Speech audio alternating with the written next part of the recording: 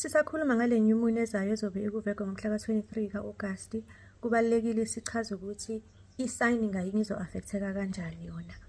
Ngoba each sign izo-affecteka in a different zodiac sign as opposed to amanye ama-signs. Ingakho-ke kubaluleke ukuthi uyazi i-birth chart yakho, wazi nokuthi futhi i-sun ne-moon ne-rising yakho ubani, ngoba uma kukhulunywa nje ukuthi i-sign ethize izo-affecteka kusuke kushiwo kakhulu ama-rising. In as much as-ke nayo i-sun ne-moon nayo iya-affecteka, kodwa i-ascendant which is i-rising ekuyona affecteka kakhulu lezo zinto zisuke zizokwenzeka kuyona. Also kusuke kuzo-counter nokuthi wena uVego ukweyiphi sign, uVego ukweyiphi house kwi-birth chart yakho.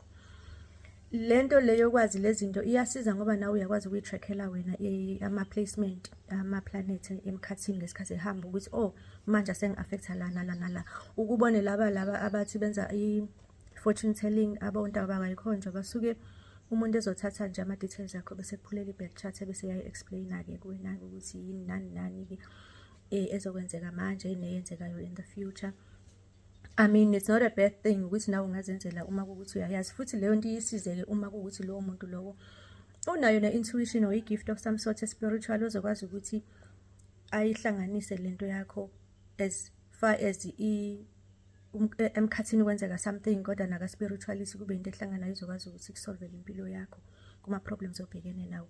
Njengamanje-ke sibhekene ne-new moon ezobe ilaphayana kuVego eqala ku-0 degrees ngomhla ka-23 ezobe isifoselela ukuthi sibe nama-new beginnings empilweni zethu, simanifeste futhi izinto esiyidingayo. We just need to take note yokuthi i-new moon yokuqala le ikhona enyezayo ngomhla ka-21 kaSeptember, ngoba kuzoba nama-eclipse season, kune-eclipse season eqalayo, ingakho kunama-new moon ayi-2 kwi-sign ngayinye, which is uVego izobe manje ngomhla ka-23, enye izoba ngomhla ka-21. Izinto ozoziqala manje, make sure ukuthi ngomhla ka-21 usu-ready futhi ukuthi if zingaqalekanga kahle you get another kick and another push kulezo zinto zakho lezi eziqalekayo. Futhi uma kunezinto eziqalekayo obonayo ukuthi wena ubungalindele ngalezi zinto zayiqaleka nje out of your control, just go with the flow, because kuno-Uranus ofosa izinto. Lo owenza i-square nale new moon besike sakhuluma ngayo uye lo wenza ukuthi kube nezinto ezizokwenzeka, ngoba yena unama-rapid changes ayenzeke nje without our control. Take that-ke into consideration, because izinto ezenziwayo i-universe sometimes thina suke singayithandi, kanti mhlawumbe yona i-universe isuke yazi ukuthi yenzelani leyo nto. Sekumele ukuthi wena-ke uzi-align nje with ama-energies lawa affectayo ukuze ungahozuki kakhulu, ungagugi ulwa nento ongeke ukwazi ukuthi uze uyihlule.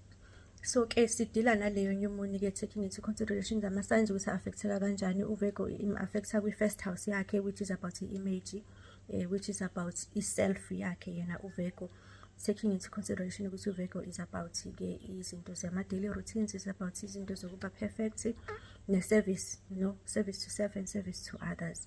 Izinto ey'njalo ezoba nama-new beginnings nama-changes ezothi mazenzeka zingakuthusi, uzinavigate nje kahle wisely ngoba uzobe usuwazi. Bese sidlulela ku-Libra, yena uzobe affecteka kwi-12th house.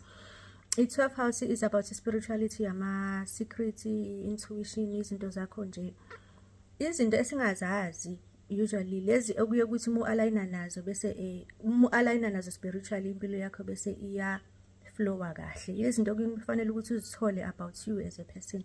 Yilapho kuzobe kukhona izinto-ke uma kuwukuthi-ke mhlawumbe une-pull towards something, or maybe ufuna ukuyizi-initiator spiritually in one thing or the other, kuzobe kuyisikhathi leso sokuthi ube nama-new beginnings ozowa-embrace as a result of le new moon esikhuluma ngayo. Uma sidlula from uLibra siya ku-Scorpio, uScorpio yona uzo-affecteka kwi-11th house, which is about i-networking, ama-friendship groups, ama-wishes and dreams, izinto enjalo ezobe zi-affectekile kuwena-ke ungu-Scorpio. You just need to embrace this change and have lawo ma-new beginnings. Sidlulele ku-Sagittarius, yena uzobe affecteke kwi-10th house ye-public image, ye-career, ye-legacy oyishiyayo emhlabeni. If you feel ukuthi you need a push there, it's time ukuthi wenze leyo change manje, or ma kwenzeka i-change futhi wena ungu-Sagittarius kwi-10th house ungabi nenkinga kakhulu, try and embrace leyo change leyo. Masisuka ku-Sagittarius siya ku-Capricorn, uzobe affecteka in the 9th house, le ye-philosophy, ye-higher learning, neye long distance travel. ungu-Capricorn, izinto ey'ngenzeka kuwena ezokuthi uthi dive deep into i-philosophy, or maybe uthi ufuna ukufunda kabanzi ngezinye izinto, or maybe izinto kwezama-long distance travel. Futhi i-9th house iyayiphatha i-religion kakhulu. So if you feel ukuthi une-pull towards a certain type of religion, you know, spiritually, I mean, or ufuna ukushintsha uqale something else, i-growth leyo, or it's a new beginning, ungu-Capricorn in the 9th house, that is the change okumele ukuthi uyi-perfect because of this new moon eku-Virgo. Laphayana kwi-8th house sino-Aquarius. So Aquarius ozobe nama-new beginnings kwi-transformation. I-8th house, this is what is all about. It's about i-underworld also. Uyasilethela izinto ezositransforma. Sometimes kuba izinto eziyinkinga kodwa uthola ukuthi leyo nto at the end of the day masidlulile iyakutransforma wena ube a better person. Because izinto ezisifoselalayo empilweni ukuthi senze izinto esingayithandi kahle kahle thina suke singazi, it's just that thina siyithanda i-change, kodwa mesifikile leyo nto uthi musuphumile kuyena bese uyabona ukuthi I'm a better person manje, or I know better manje because ngidlulile kuleya nkinga leya. Also affecteka kwi-7th house uPisces. I-7th house yama-relationships, yama-contracts, izinto you know esisayinayo phansi, nemshado uyangena lapho, i-marriage. So wena Pisces siyazi ukuthi u-intuitive kakhulu, and uzofuna uku-perfecta leyo nto because of this new moon, ube nama-new beginnings ey'ntweni ey'fana nalezo. I-contracts of any sort izobe i-affecteke kakhulu as a result of this new moon esinayo manje. Sidlulela ku-Aries ozo-affecteka kwi-6th house. I-6th house eyama-daily routines, service to self and service to others, yezinto esizenzayo nje on a daily basis. Iphinde ibe about i-healthy nokuba perfect because eka-Virgo-ke izinto zakho ze-new moon-ke is along those lines wena ungu-Aries. Uma siya ku-Taurus, uTaurus u-affecteke in the 5th house, le ye-creation, ye-creativity,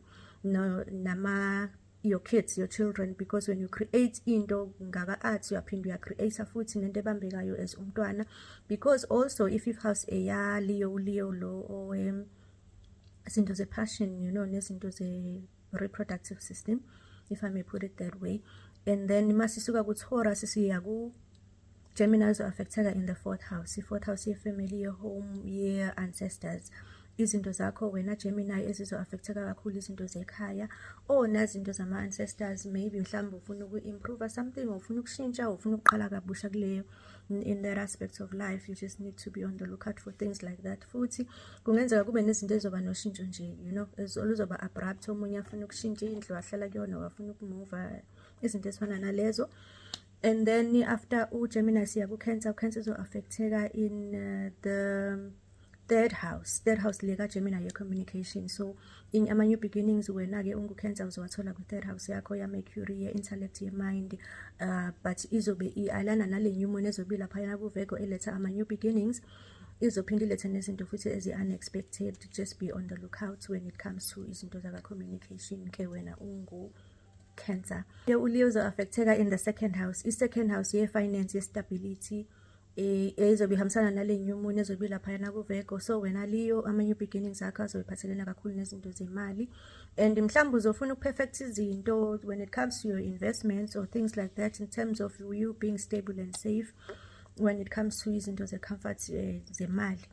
Yes, izinto ey'fana nalezo-ke ezofika kuwena. Okunye mhlawumbe kuzokwehla ngaphezulu-ke nje ube ku-unexpected, but if it involves izinto zemali for you around this time, you know, just be on the lookout for those things. Uthatha ama-decisions right, because le new moon izobe ikufoselela futhi nawe ukuthi ushintshe, whether you like it or not, considering le nto esikhuluma ngayo ya-Uranus ozobe enza i-square nale new moon yethu. So-ke whatever we are starting manje, or ezoziqalekela yona, you need to just go with the flow until umhla ka-21 ka-September. La futhi izobe ugetha another kick, another push towards those things, because sizophinde sibe nenye i-new moon because of le eclipse season ke manje kule season ya Virgo.